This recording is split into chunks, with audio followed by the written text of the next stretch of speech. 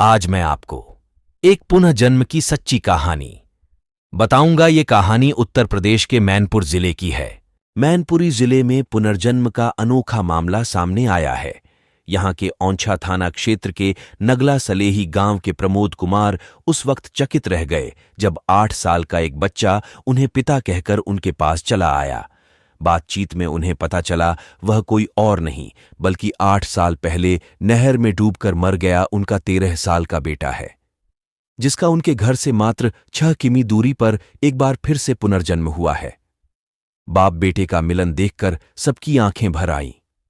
8 साल पहले हुई थी 13 साल के बेटे की मौत। बातचीत में प्रमोद कुमार ने बताया कि तकरीबन 8 साल पहले मेरा बेटा, जो कि 13 साल का उस वक्त था, उसकी नहर में डूबकर मौत हो गई थी।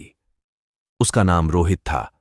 4 मई 2013 को वह घर से निकलकर नहर पर गया। चूंकि वहां जाना और नहाना कोई बड्ढी बात नहीं थी, लेकिन उस दिन वह नहर में कूदा तो लेकिन निकल नहीं पाया। उसके बाद से मां बाप अपनी एक बेटी के सहारे ही जिंदगी काट रहे थे। 8 साल का चंद्रवीर प्रमोद के गांव से लगभग 6 किमी दूर नगला अमर सिंह गांव में राम नरेश के घर 8 साल पहले ही पैदा हुआ था। जैसे जैसे वह बड्डा होता गया, उसे अपने पुनर्जन्म की कहानी याद आने लगी।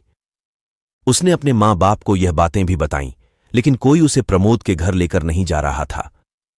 ऐसे में उसने जब अपने पुराने मां बाप से मिलने की जिद ठान ली तो उसके पिता रामशरण उसे लेकर प्रमोद के पास पहुंचे।